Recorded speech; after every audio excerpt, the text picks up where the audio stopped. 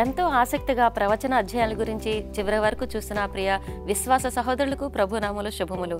ఈ ధారావాహిక అంతట్లో మనం ప్రవచన అధ్యయనం ఎలాగని చదువుకున్నాం, సూచనలు, చిహ్నాలు, చిత్రాలు, వీటన్నిటి గురించి ఈరోజు చివరి పాఠంకి వచ్చాం. ఈ 13వ భాగంలో మనం నేర్చుకోబోతున్నాం ఆ ఆఖరి చిత్రపటాలు. ఈ ముగింపులో ఎలాంటివి ఉన్నాయి, వాటి గురించి మనం ఏం తెలుసుకోవాలో దైవ సేవకులను కలుసుకొని నేర్చుకుందాం. మరి నమస్కారం అండి డాక్టర్ విల్సన్ గారు, పాస్టర్ శామరాజ్ గారు. నమస్కారం డాక్టర్ గారు. మరి ఈ చివరి పాఠంలో ఈ ఆఖరి చిత్రపటాలు అన్నారు. ఈ ధారావాహిక అంతట్లో ఈ చివరి చిత్రపటాలు అంటే ఏమిటో దాని గురించి పరిచయం చేస్తారా? ఈ యొక్క పాఠాలు మనం చదువుకోవటం ముఖ్య ఉద్దేశం ఏమిటంటే మనం ఆఖరి రోజుల్లో ఎలా సిద్ధపడి ఉండాలా, శోధనలు ఏ విధంగా వస్తాయి, దేవుడి తీర్పు ఏ విధంగా ఉంటుంది, మన గమ్యం ఆఖరికి ఎక్కడికి చేరాలి, ఇవన్నీ కూడా చాలా ప్రాముఖ్యమైనవి. మనం ఏదో క్రైస్తవులం అయ్యాము, యేసుప్రభుని అంగీకరించాము, అది అంత మాత్రం చాలదండి. పట్టుదలగా మనం యేసుప్రభుతో ఎంతవరకు వెళ్ళగలుగుతున్నాం, మనం ఏమేమి చేయాలి ఆఖరి రోజుల్లో, మన బాధ్యత ఏంటి, మనకు వచ్చే బహుమానం ఏంటి అనేది కూడా మనం అర్థం చేసుకోవాలి. ముఖ్యంగా యోనా నినివేకి పంపించారు, కానీ ఆయన వెళ్ళనన్నాడు. ఏం జరిగింది? దాని ద్వారా మనం ఏమి నేర్చుకుంటున్నాం? బబిలోను కూలిపోయింది. ఎందుకు కూలిపోయింది ఆ పట్టణం? సో ఆ బబిలోన్ నుంచి మనం నేర్చుకునేది ఏంటి? మూడవది, కోరేష్ రాజు గారు, ఆయన అనాయింటెడ్, అభిషేకించబడిన రాజు అంట. అదేంటి? ఆయన సున్నతి పొందలేదు, యూదుడు కాదు, మరి పార్సీ రాజ్యానికి సంబంధించిన వాడు. సో ఇవన్నిటిని మనం గమనించి జాగ్రత్తగా దేవుని ఉద్దేశము దీంట్లో ఏమి నేర్పించినాయన్నాడని తెలుసుకుంటే ఆఖరి రోజుల్లో మనం ధైర్యంగా జీవించవచ్చు. దీనివల్ల లాభాలు మనం ఉన్నాయి కాబట్టి మనం ఈ పాఠం నేర్చుకుంటున్నాం. ఇంకా మనం ముందుకు వెళ్ళినట్లయితే గ్రంథకర్త ఏం చెప్తున్నాడంటే ఈ థీమ్స్, ఈ జరిగిన కార్యక్రమాలు, ఈ సంఘటనలన్నీ కూడాను మనం నేర్చుకోవటం వల్ల అవి మన మైండ్లో ఉంటూ ఉంటాయి. ఆఖరి రోజుల్లో మనం ఇట్లాంటి సమస్యలను శ్రమలను మనం ఎదుర్కొన్నప్పుడు, గవర్నమెంట్ వారు మన చట్టాలకు వ్యతిరేకంగా చట్టాలు తీసుకొచ్చినప్పుడు, మన యొక్క స్వేచ్ఛగా ప్రార్థన చేసే మనస్సాక్షిని గద్దింపుకు లోబడుకోకుండా మనం లోకరీతిగా ఉండాలని ఒత్తిళ్ళు వచ్చినప్పుడు ఇవి జ్ఞాపకం చేసుకొని మనం జాగ్రత్తగా జీవించడానికి, దాని గురించి ఈరోజు పాఠం. బాగుందండి. పాస్టర్ గారు ఈ పాఠం కొరకు లేఖనం వినిపించండి. యోనా 1వ అధ్యాయము 9వ వచనంలో తీసుకోబడుతుంది. అతడు వారితో ఇట్లా నేను హెబ్రీయుడను, సముద్రమునకును భూమికిని సృష్టికర్త అయిన ఆకాశమందుండు దేవుడై ఉన్న యెహోవా యందు నేను రీడ్ అగైన్. ఓకే. అతడు వారితో ఇట్లా నేను హెబ్రీయుడను, సముద్రమునకును భూమికిని సృష్టికర్త అయి ఆకాశమందుండు దేవుడై ఉన్న యెహోవా యందు నేను భయభక్తులు గల వాడినై ఉన్నాను. ఈ యొక్క వాక్యాన్ని మనం చూస్తున్నప్పుడు ఆయన ఎప్పుడైతే వాడ చివరి భాగంలోకి వెళ్ళిపోయి నిద్రిస్తున్నాడో ఆయన మీదకి చీటీ వచ్చినప్పుడు నువ్వు ఎవరు అని చెప్తున్నప్పుడు యోనా పలికిన మాటలుగా మనం చూడగలుగుతున్నాం ఇక్కడ. బాగుందండి. డాక్టర్ గారు, మరి వాక్యంలో చెప్పుకున్నట్టుగా ఈ అయిష్టమైన ప్రవక్త యోనా అయినప్పటికీ కూడా సాక్ష్యం ఎలా ఇచ్చారంటారు? దాని గురించి వివరించండి. యెహోవా దేవుని గురించి మనం ఆయనతో సహవాసం చేసిన, ఆయన పని చేపట్టినా, మనం ఆయన కుటుంబంలో చేరిన, ఆయనతో స్నేహం ఉన్నా కానీ చాలా భయంకరమైనది. అది మామూలుగా కార్యం కాదండి. ఈ యొక్క యోనా ఆయనలో నేను ప్రవక్తని, నేను అభిషేకించబడ్డాను, నేను ఆయన సేవ చేస్తున్నాను, కానీ వాళ్ళకి రక్షణ లేదు, వీళ్ళకి రక్షణ లేదు. ఆయన మనసంతా కూడాను యూదులు మాత్రమే రక్షణ పొందాలి, యూదుకు మాత్రమే సేవ చేయాలి, యూదులు ఎక్కడెక్కడ ఉంటే వాళ్ళ దగ్గర నన్ను పంపిస్తే నేను వెళ్తాను, అట్లాంటి ఆలోచనతో ఉన్నారనమాట. నేను కూడా నా అనుభవంలో ఒకసారి పాస్టర్గా ఉండి ఎవరో తెల్లవారు సహాయం చేయడానికి వచ్చినప్పుడు, గుడి కట్టడానికి వచ్చినప్పుడు వాళ్ళని మామూలుగా తక్కువగా పేదవారి దగ్గరికి తీసుకెళ్ళిన తర్వాత కొన్ని గొప్పవాళ్ళ దగ్గర అయ్యో ఇక్కడికి వెళ్ళిన అవసరం లేదు, వాళ్ళు క్రైస్తవులు కాదు, అట్లా అడ్డుపెట్టి చాలామంది పాస్టర్లు అలాంటి మనసుతో ఉంటారనమాట. రక్షణ వీళ్ళ వరకే ఉంది, వీళ్ళకి మాత్రం రక్షణ లేదు, వాళ్ళకి సేవ చేయని అవసరం లేదని. కానీ ఇక్కడ మాత్రం దేవుడు అందరికీ దేవుడు, మన ప్రభు అందరికీ దేవుడై ఉన్నాడు. ఆయన యొక్క ప్రార్థన చేసే స్థలం అందరికి కూడాను a place of worship for all people, అందరికి కూడాను. యోహాను సువార్త 3:15-16 దేవుడు లోకములంటే ఎవరెవరు? ఉట్టి క్రైస్తవులు మాత్రమేనా? సో ఇట్లాంటి ఆలోచన ఈ యొక్క భక్తుడికి రాలేదు, సేవకుడికి రాలేదు. ఆయన నేను వెళ్ళనన్నట్టు చేశాడు. సో వెళ్ళకపోయాడు. దేవుడు ఆయన స్లోగా మార్చడానికి ముందు వాళ్ళని మార్చకముందు ఈయన మార్చాలి కాబట్టి ఈయన మీద పని చేయటం ప్రారంభించాడు. సో వాడెక్కాడు. ఎవరైతే సేవకులు కొన్నారో వాడు రోకం చిన్న డబ్బు కట్టనవసరంలా కట్టాడు. మామూలుగా అందరు ప్యాసింజర్లు మనశ్శాంతి కొరకు నిద్రపోతున్నాడు. ఈ విధంగా ఉన్నప్పుడు ఆయన పట్టుకొని పైకి తీసుకొస్తే చక్కగా చెప్పాడండి, నేను హెబ్రీయుడను అని అన్న వెంటనే వాళ్ళు సృష్టిని పూజించేవాళ్ళు కాదు, సృష్టికర్తను పూజించేవాళ్ళు. హెబ్రీయుడు అన్న వెంటనే వాళ్ళు దేవుడు అద్భుతాలు చేస్తాడని, హెబ్రీయుడు అన్న వెంటనే వాళ్ళు భయపడిపోయారు. అర్థమైందండి. సాక్ష్యం చెప్పాలనుకున్నప్పుడు నినివేకి మాత్రమే కాదు, కానీ చూసారా ఆ పడవలో ఉన్న వాళ్ళకు కూడాను రక్షణ వచ్చినట్లు చేశాడు. మనం ఏదైతే కాదనుకుంటామో దేవుడు అది మేలుకి చేస్తాడనమాట. రోమా 8:28 సమస్తము సమకూర్చి జరుగుతున్నది. సో వాళ్ళకి సాక్ష్యంగా చెప్పి ఆయన తీర్పు ఆయన మీదే తెచ్చుకున్నాడు. నన్ను ఇక్కడ ఉంటే మీరు కూడా బ్రతకరు కాబట్టి నేను చనిపోవడానికి రెడీగా ఉన్నాను కాబట్టి దయచేసి నన్ను చంపేసేయండి. ఎలాగ చంపుతారు, తీసి దాంట్లో పడేసేయండి అంటే అప్పుడు ఆగిపోద్ది. ఎంత బాగా ఈ సంఘటన నాకు చాలా ఇష్టమైంది ఏంటంటే, ఆయన ఎంత దిగజారిపోయి భయపడిపోయి దేవుని దగ్గర నిజంగా పరారైపోవాలనుకున్న వాళ్ళని దేవుడు వదిలిపెట్టకుండా పట్టుకున్నాడు. ఎంత మంచి ఆలోచన. మత్తయి సువార్త 12:38-42 వరకు యోనా గురించి యేసుక్రీస్తు వారు ప్రస్తావిస్తూ పరిసయ్యులకు బోధిస్తూ ఆయన తీర్పు గురించి ప్రకటించాలి. అక్కడికి వెళ్ళి వాళ్ళు మారతారా లేదా అన్నది నాలో ఉన్నది. అయితే ఈయన మాత్రం బోధకుడు మాత్రం ముందు మారలేదు. అలాగనే పరిసయ్యులారా మీరు కూడాను చాలా నేరో మైండ్తో ఉన్నారు, చాలా తక్కువ ఆలోచనలతో ఉన్నారు, మీ విస్తారమైన మనసును మీరు సరిచేసుకోండి అని చక్కగా వాళ్ళకి చెప్తూ, ఈ రోజుల్లో కూడాను ఎంతోమంది నినివేలో ఉన్నారు, మీరు మాత్రం వెళ్ళి వాళ్ళు బోధించడానికి మీ జీవితాలు మీ వరకే సరిపోతుంది, కానీ మీ బోధనలు ఆచార బోధలు అయినాయి కానీ ఆత్మీయమైన బోధలు లేదని వాళ్ళకి హెచ్చరించారు. ఆఖరి రోజుల్లో అలాంటి కార్యక్రమాలకు మనం చాలా జాగ్రత్తగా ఉండాలి. బాగుందండి పాస్టర్ గారు. మరి ఆరాధన విషయంలో అలాంటి సమస్యలు ఎదురైనప్పుడు దేవునికి వ్యతిరేకంగా వెళ్లకుండా మనం ఎలాంటి తీర్మానాలు తీసుకోవాలి అనేది మీ నుంచి తెలుసుకోవాలనుకుంటున్నాం. దానికి ముందుగా చిన్న విరామం తీసుకుందాం. చూస్తున్నారు కదా ప్రియ సహోదరులు, చిన్న బ్రేక్ తర్వాత ఇంకొంచెం వివరంగా తెలుసుకుందాం. ప్రేక్షకులకి చివరి పాఠం మధ్యలోకి మరొకసారి స్వాగతం. ఇంకొంచెం తెలుసుకుందాం. పాస్టర్ గారు, ఆరాధన విషయంలో దేవునికి వ్యతిరేకంగా వెళ్ళిపోయే పరిస్థితులు వచ్చినప్పుడు అలా వెళ్లకుండా ఎలాంటి తీర్మానాలు తీసుకోవాలి అనేది మీ నుంచి తెలుసుకోవాలనుకుంటున్నాం. ఈ యొక్క ఆరాధన విషయంలో దేవుని దగ్గర నుంచి వెళ్ళిపోకుండా ఉన్న తీర్మానాలను చూసుకున్నప్పుడు మనం ప్రస్తుతానికి అన్నీ బాగున్నప్పుడు ఎలాంటి తీర్మానం తీసుకుంటున్నామో దాని మీద ఆధారపడి ఉంటుందండి. ఎందుకు అలాగా అంటూ ఉంటారంటే, ఈరోజు మనల్ని ఎవరూ బలవంతం చేయట్లేదు సంఘానికి రమ్మని, కానీ మనం ఏం చేస్తాము, నాకు ఇక్కడ పని ఉంది, అక్కడ పని ఉంది, చిన్న వాటిని కూడా చాలా పెద్దగా చూసుకుని ఆరాధన ఈరోజు కాకపోయినా రేపని అనుకుని మనం పెట్టుకుంటాము. అదే రోజుకి దాన్ని మనం అలా చేసుకునేటప్పటికి ఒక రోజుకి ఏమవుతుందంటే మొత్తం సంఘానికి గుర్తు రాకుండా మనం మర్చిపోయే పరిస్థితిలో ఉంటాము.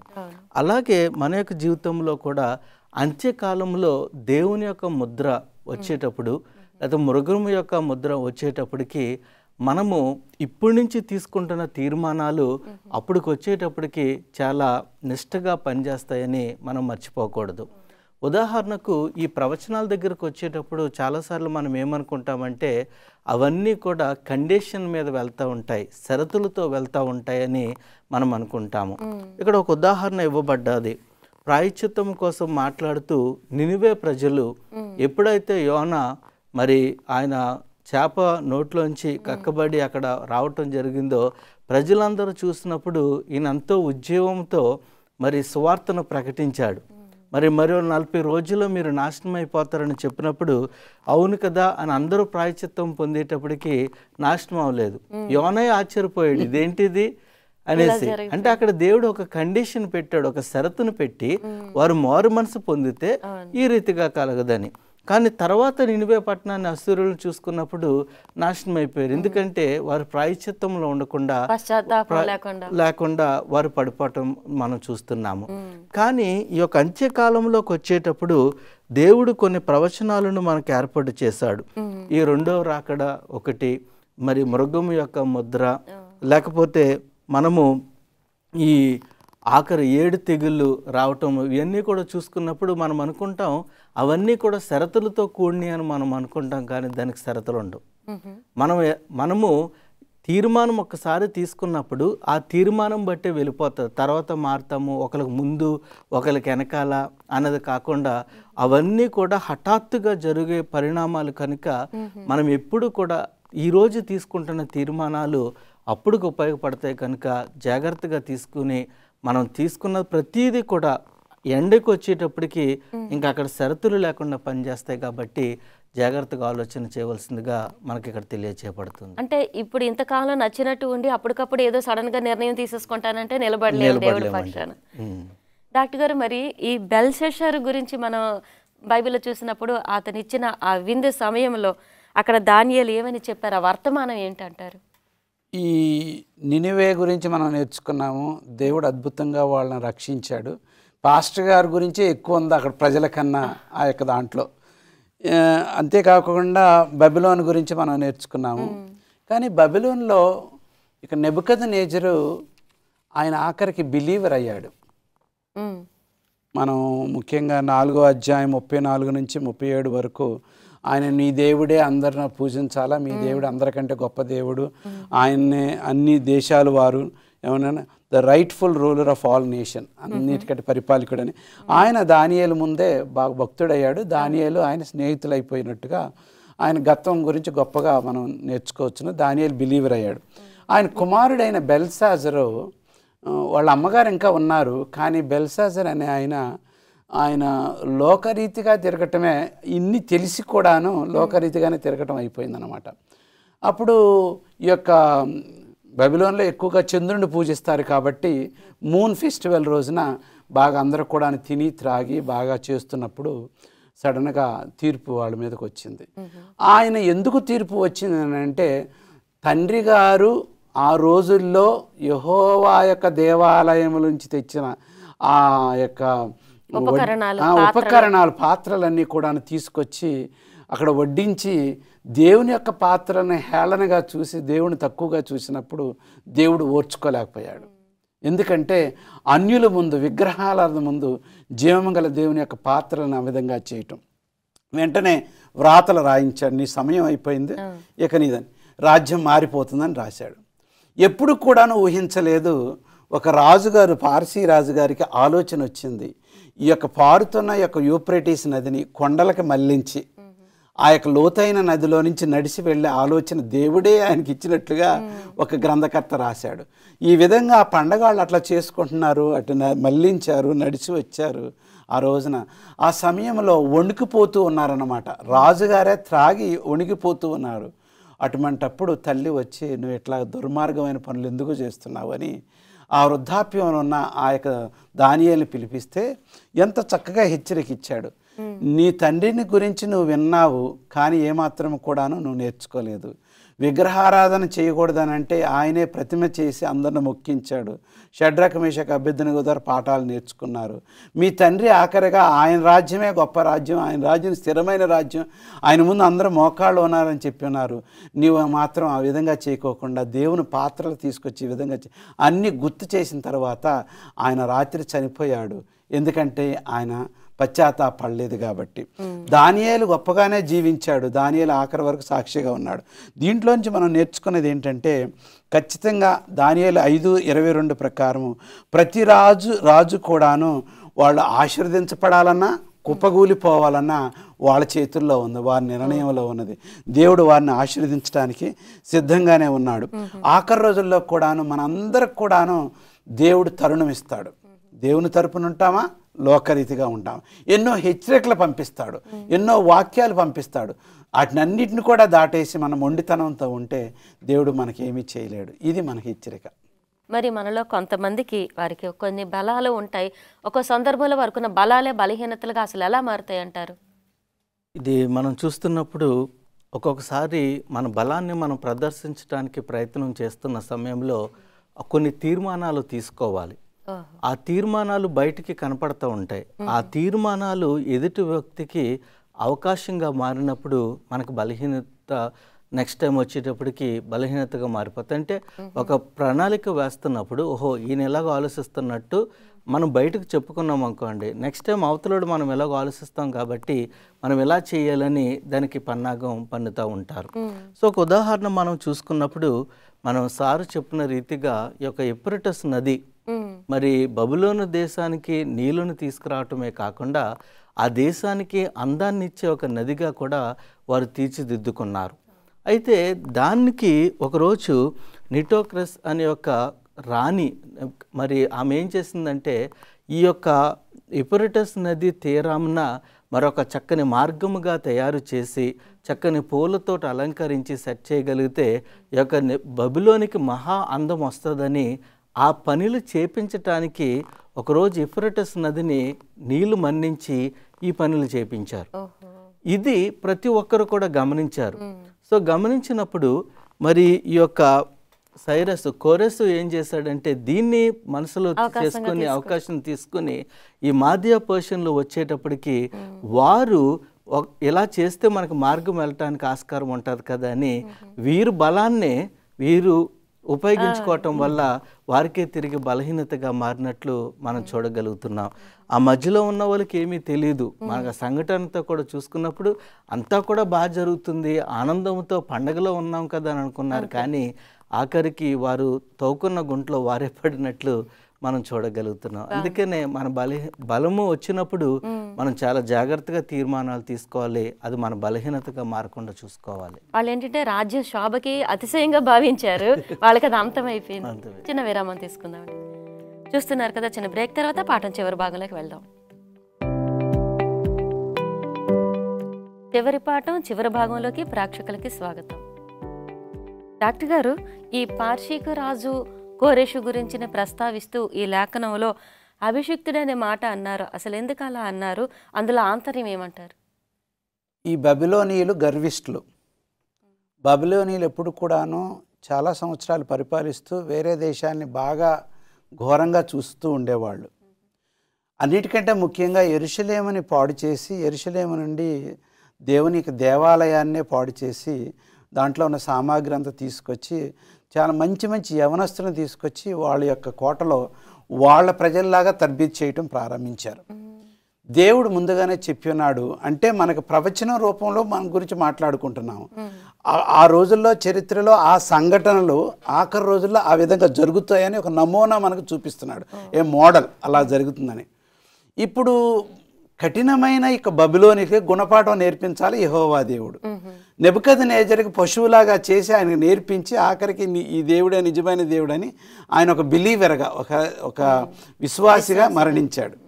కానీ ఇప్పుడు వాళ్ళ దగ్గర నుంచి రాజ్యం మార్చి ఒక మంచి రాజును చూపించడానికి ముందుగానే ప్రవచనంలో ఆయన రాకముందే పేరు కూడా పెట్టి కోరేషన్ పెట్టి ఆ విధంగా మాదీ పారసీ రాజ్యం నుంచి, పారసీలు సాధారణంగా ఒకళ్ళ మతం జోలికి వెళ్ళరు, పారసీలు దాతృత్వం గలవారు. ఆ రోజుల్లో జరిగిన కష్టాల్లో నుంచి పారసీలు మన భారతదేశం బొంబాయికి అట్లా వచ్చి వాళ్ళ ద్వారా ఎంతో దేశం అభివృద్ధి చెందింది. ఉదాహరణకి టాటా వీళ్ళందరూ కూడాను గొప్ప గొప్ప బ్యాక్గ్రౌండ్ ఉన్నవాళ్ళు. దేవుడు వారిని మనకు టెక్నాలజీలో ఎంతో గొప్పగా ఆశీర్వదించాడు.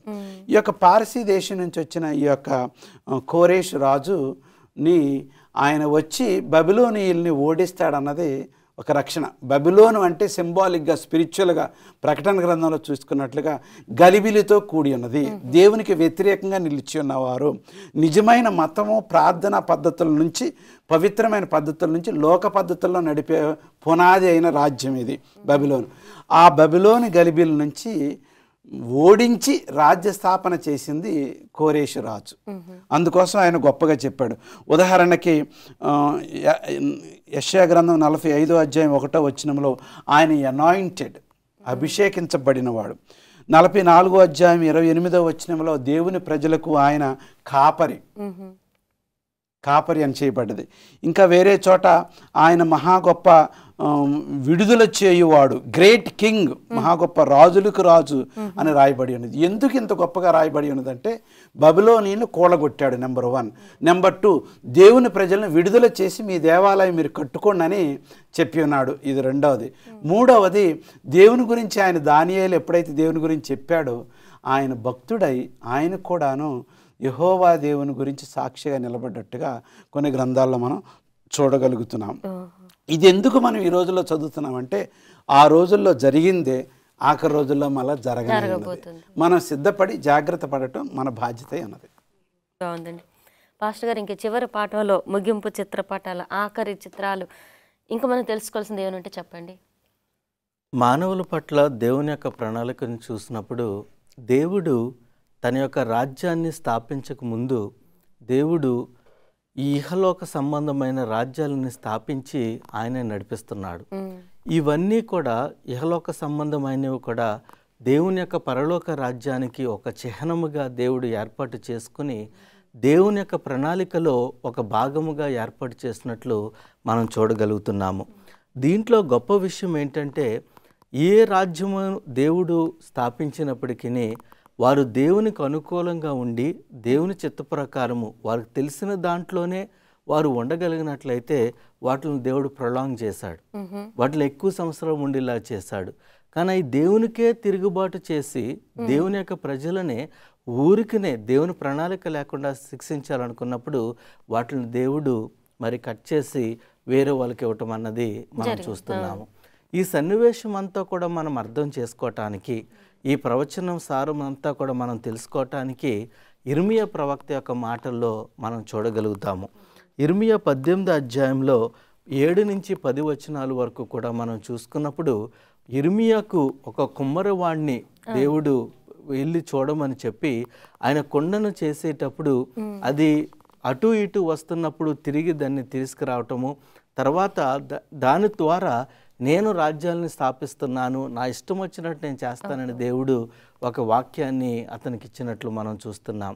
అంటే దీనికి అంతా కూడా మనము చూస్తున్న సమయంలో అది ప్రవచనం అయినప్పటికీ, లేకపోతే ఒక భవిష్యత్తు అయినప్పటికీ, లేకపోతే ఒక ప్రణాళిక జరుగుతుందంటే మానవులుగా మనం చేసింది ఏమీ లేదు. కానీ దేవుడు సమస్తానికి కూడా అధికారిగా ఉండి ఆయన నడిపిస్తున్నాడు.